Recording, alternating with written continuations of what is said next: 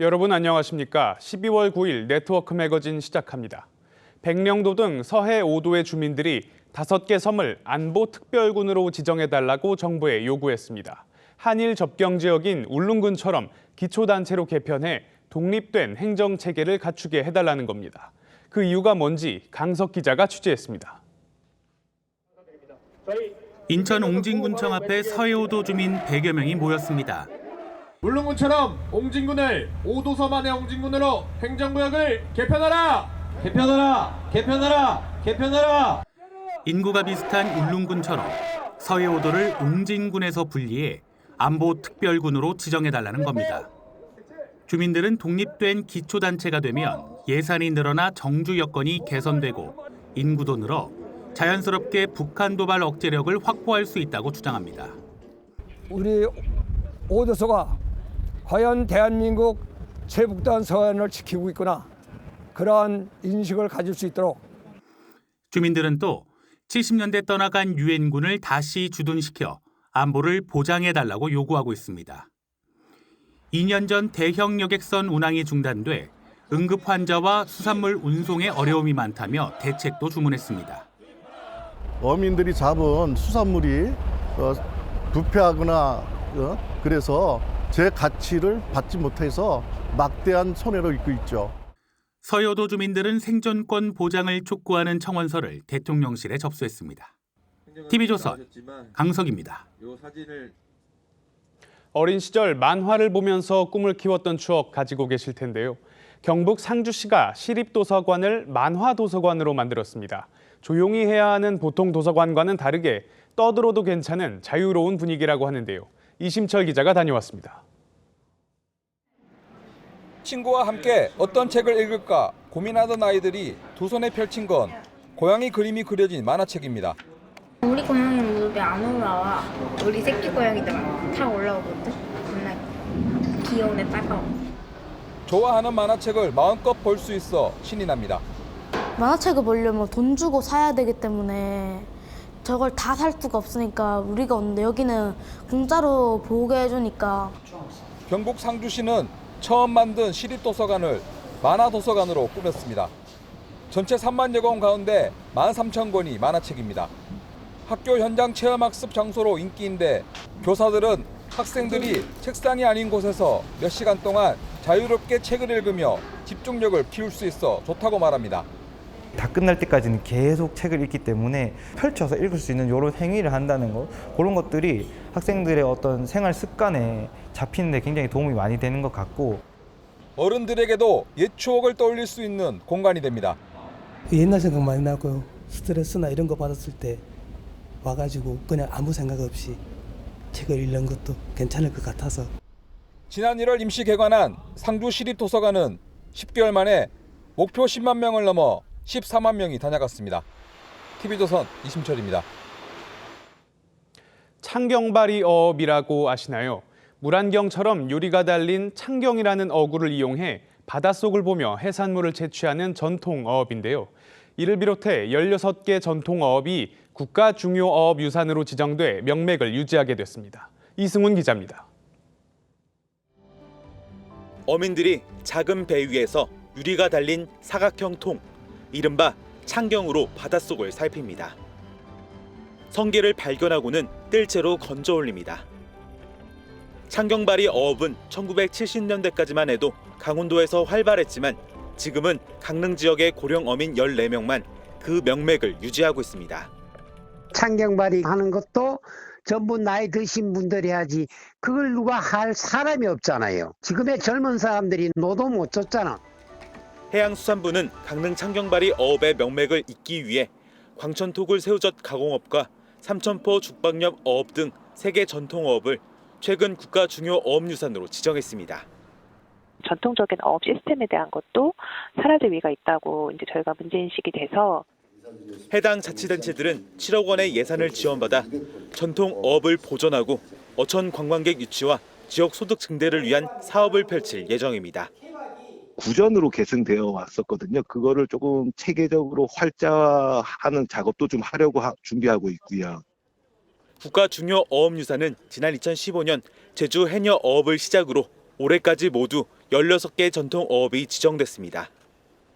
TV조선 이승훈입니다. 경기도의 대부분 초중고에서는 AI 등 디지털 기술을 수업에 활용하고 있습니다. 경기도를 찾은 UN 산하의 유네스코 관계자들이 이 모습을 참관했습니다. 김승돈 기자가 취재했습니다. 수원의 한 초등학교 4학년 음악 시간입니다. 수업 주제는 자연보호를 주제로 노랫말 바꿔보기. 학생들이 태블릿 PC를 이용해 정보를 검색하고 Share with each other? No. It's all the same task, so we're together. 교사는 모니터를 통해 지도합니다. 2단계까지 끝났다면 노랫말 바꾸기 시작해도 됩니다. 경기도 내 초중고등학교에서는 도교육청의 하이러닝 시스템을 통해 AI 등 디지털 기술을 수업에 활용하고 있는데 유네스코 관계자 200여 명이 학교 10곳을 참관했습니다. I think digital devices can enhance learning if there is a clear purpose for their use. So I'm interested in how teachers are using it to enrich. 학생들은 외국 손님들에게 학교와 수업 방식 등을 소개하기도 했습니다.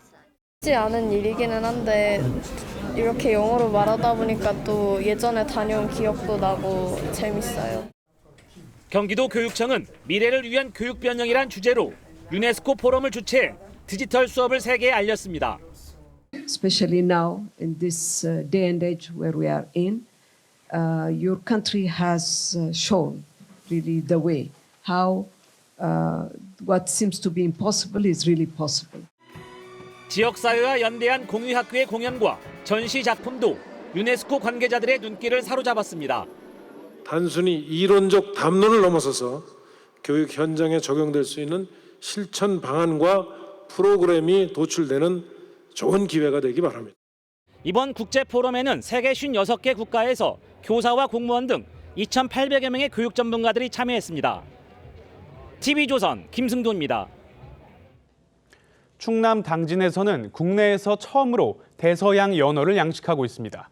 스마트 기술을 활용하는데 충청남도가 스마트 양식단지를 조성한다고 합니다. 김다로 기자입니다. 허허벌판 한가운데 차광막이 덮인 건물이 덩그러니 있습니다. 안으로 들어가니 대형 수조 6개가 설치돼 있고 안에는 연어들이 들어 있습니다. 국내에서 처음 상업용으로 양식하고 있는 대서양 연어입니다. 생태계 위해 어종으로 묶여 있기 때문에 연구용으로는 들어왔지만 그러니까 양식을 해서 판매할 수 있는 그런 산업용으로는 저희가 최초로 들어왔습니다. 양식장은 서해의 간척지에 자리 잡고 있어 염분이 있는 지하수 공급이 가능합니다. 스마트 기술을 활용해 수온과 산소 포화도를 일정 수준으로 유지할 수도 있습니다. 수온이나 산소 포화도에 이상이 생기면 핸드폰으로 알림이 와 외부에 있어도 대처가 가능합니다. 충청남도는 당진 성문 간척지 일대 4.5헥타르에 200억 원을 투입해 스마트 양식장을 단지화할 계획입니다.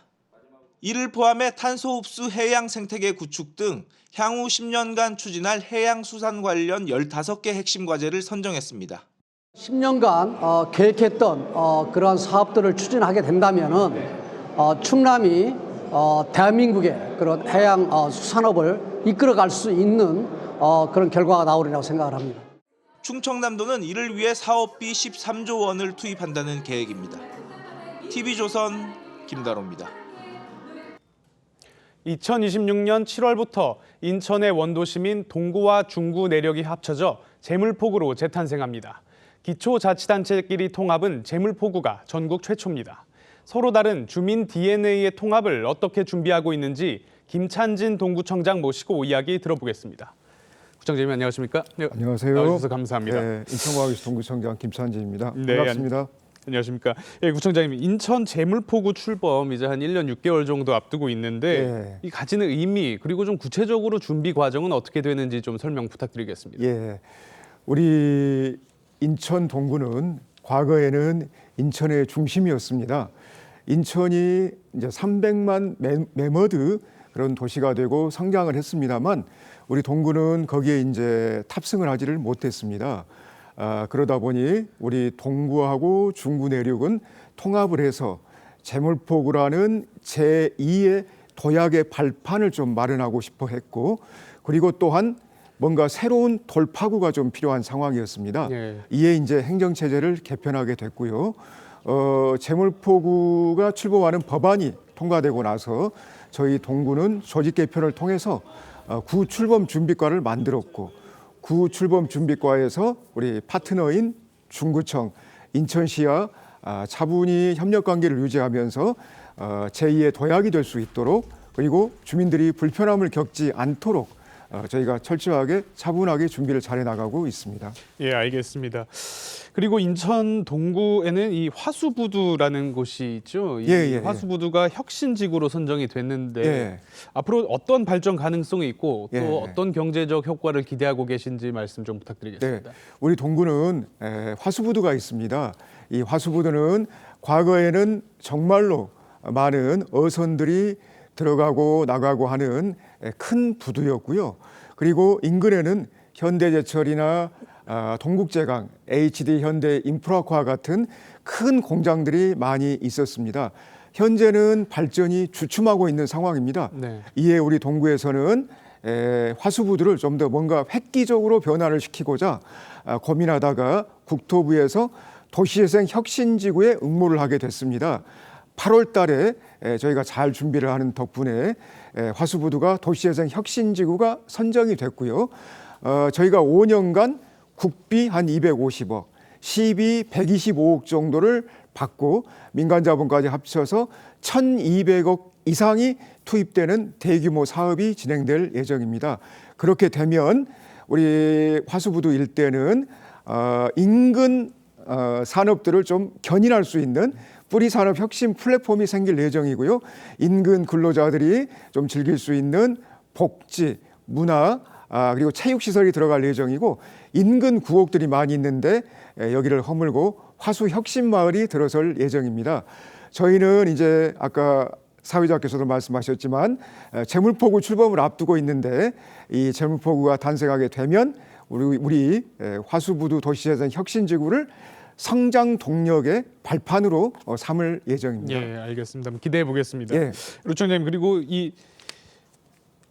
사실 동구가 원도심이 교육 환경이 다소 좀 열악하다 이런 이야기가 있는데 좀 개선하고 계시겠죠? 어떻게 좀 개선하고 계십니까? 저희가 우리 동구는 인구가 조금씩 줄어들고 있어서 어떻게 하면은 인구를 좀 늘릴 수 있을까 고민하다가 교육을 생각을 했습니다.